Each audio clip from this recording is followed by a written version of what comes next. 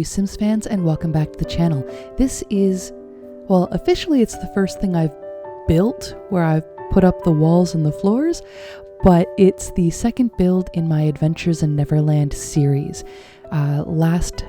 The last build I did was the wreckage of the Jolly Roger. If you click the tag at the top of the screen, it'll take you to that video. In this video, though, we are building a home for the Pixies. We are calling it Fairy Grove, and there is this great piece of land in Sulani that is sort of landlocked. It's got lots of plants and trees and grass and things around it. So we are going to delete this lot and start putting down our foundations. Now, this build was really hard for me, like incredibly hard. One, I've never built anything before. This is my first attempt at putting up walls, and I really don't know how the tools work. So it was a lot of time of putting up walls, taking them down, trying to figure out how to do a second floor while trying to do it without a ground floor. So you might see a lot of changes happen. So the first thing I dropped down was this stump. I made it larger. If you click the tag at the top of the screen, it'll take you to my quick tip where I show you how to make objects bigger and smaller if you're curious. So I sized that up to what I thought would be an appropriate size.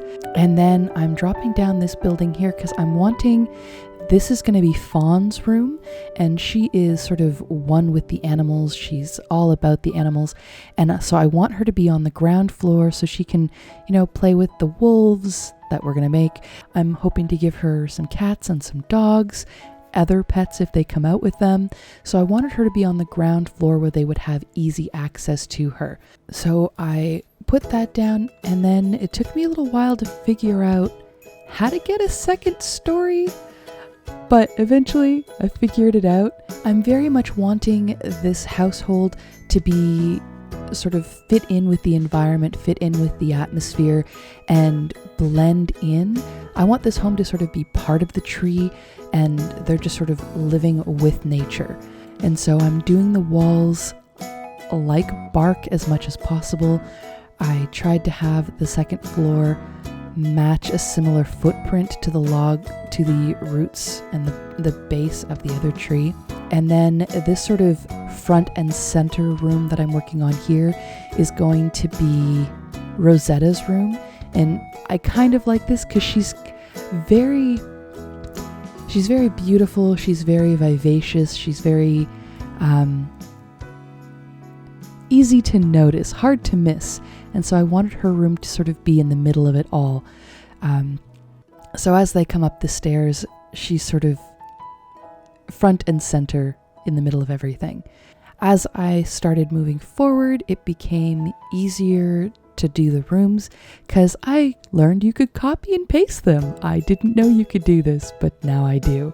So this second floor is going to be their kitchen, living room area, and then a very glorious bathroom. And then Rosetta's room is going to be a whole different, unique shape. The other thing I was having trouble with is trying to figure out how to do balconies because I wanted to have sort of room around their rooms. I didn't know what I was doing, but I figured it out eventually. And here's Rosetta's room. I had some trouble with the footprint, but eventually, again, like I said, I figured it out. And then there's this cute little half step. And now Rosetta is a garden fairy. So I wanted to have these bushes right outside her room with sort of give her some privacy, but also be just beautiful. The fairies are sort of native to Neverland in this story. They've been here for forever. The fairies, the mermaids and sirens, and Tiger Lily's tribe are the citizens of this world. They were born here, they were raised here, they are many generations part of this world. And then you have the invaders or the visitors, the newcomers of the Lost Boys and the pirates who sort of invade this world and come in later. So that also kind of plays into this wanting this lot to feel like it's been here for a long time. This isn't a new development. This isn't a new home. So I'm trying to find like the railings and the woods, everything just feel very organic and very lived in and very, very settled. I take some of these bent trees and sized them up and sort of wedged them in to make it look like part of the root system. Again, I want the houses and the huts to look like they're part of the trees. So I'm sizing up some of these different trees, adding in some vines and some foliage. Again, I'm new to all of this, so this is my first little pond stream thing that I've ever made. I think it turned out pretty good. It was far more time consuming than I ever anticipated, but I'm happy with how it turned out. And then there's so much ground cover that I pulled in all over the place because, again, I'm wanting this to look like a fairy grove and to just be lush and organic. So I'm pulling in a lot of ground cover all over the place, lots of flowers, different sizes of plants. So there's new life, there's old life. It's just this wonderful ecosystem with, rocks everywhere and different sizes of trees, just to have the whole environment feel real. The other thing I'm wanting is to have each bedroom have its own personality. So as I'm doing Fawn's room, I'm using a lot of earth tones. The bed is sort of the vines growing right out of the tree. Again, I'm going to have some pets for her, so I took the scratching posts, added it to her bed, and sort of sized them to different sizes to just have it look like it's part of the tree. Lots of pet supplies and things for when she takes in strays. A little reading nook. I feel like she's going to be someone who might want to do some research. In some of the movies, she's done some research to she's sort of learned how different creatures work, and by looking at their physical traits to understand what their personalities are going to be like, what their abilities or strengths or weaknesses might be by their physical traits. So I figured she was a good one to have a little reading nook, and also some fish tanks, and just some lovely little curtains. So she's got this nice cozy little space, but I don't think she'll spend a huge amount of time indoors anyway. And I figure with Tinkerbell living here, they might all have some twinkle lights or fairy lights of some kind. I'm also putting like little animals all over the place because I figure, again, Fawn's is all about, and she's an animal fairy, so she's going to be all about creatures and animals.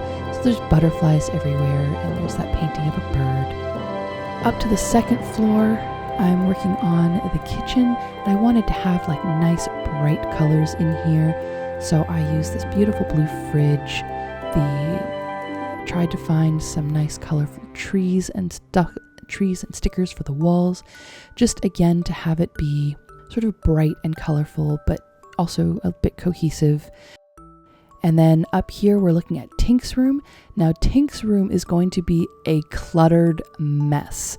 She is a tinker fairy. She loves to build things, to craft things, to learn things, to pull things apart.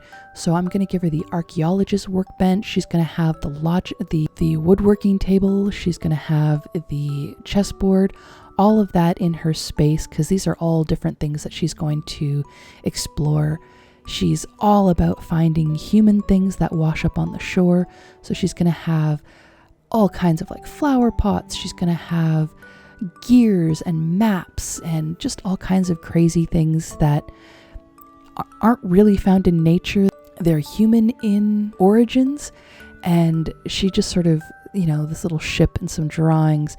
I just love her room being this crazy, mismatched, chaotic place where there's no rhyme or reason to anything. And there's this chalkboard that she makes her notes on. There's this skull. There's this weird, creepy biology doll. So yeah, newspaper on the floor from stuff that she's found and read. I just really love that whole idea of her just having these crazy things from the human world and things that she's crafted, put together, things she's invented herself. Then we go to Iridessa's room, and there's sunflowers everywhere and bright yellows. And I also am going to have her share a room with Silver Mist. So on the one side of the room are the cool colors, the purples and the blues of water.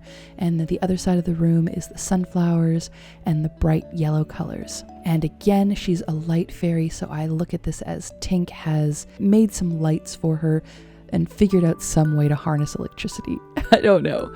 And then there's the bathroom, and here I wanted everything to be really beautiful, like this big space for them, very spa-like.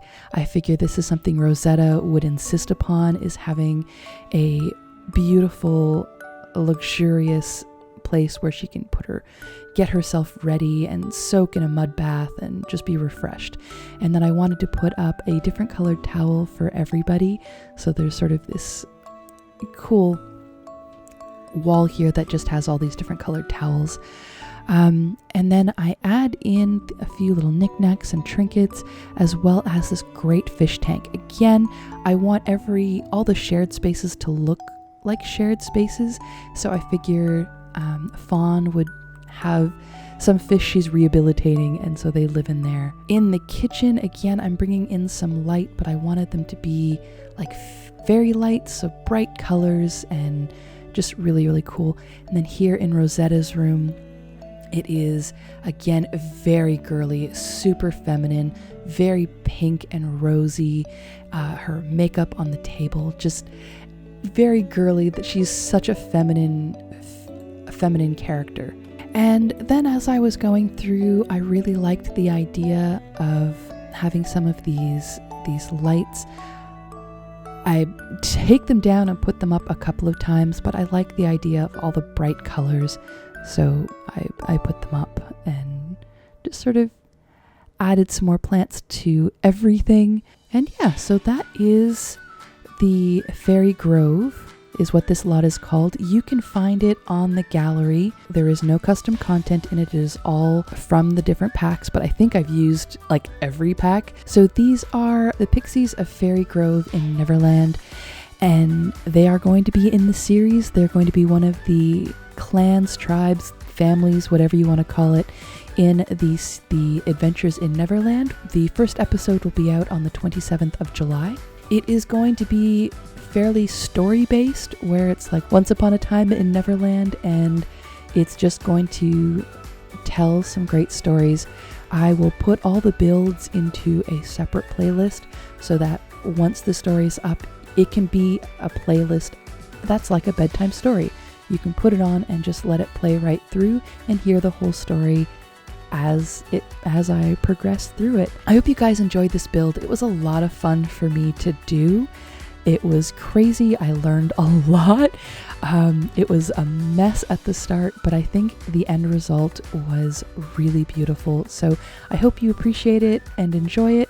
Again, you can check it out in the gallery. It's called Fairy Grove, or you can use hashtag Adventures in Neverland, or you can just follow me on there. I'm Silken Sim. I hope you enjoyed this video and will enjoy this series. If you found this at all interesting or are excited about the new series, please smash that like button to let me know you want me to keep doing builds or that you're looking forward to this series. If you haven't already, please subscribe to the channel. I upload every Tuesday and Saturday, as well as many days in between, so also hit that bell so you get alerted to new content.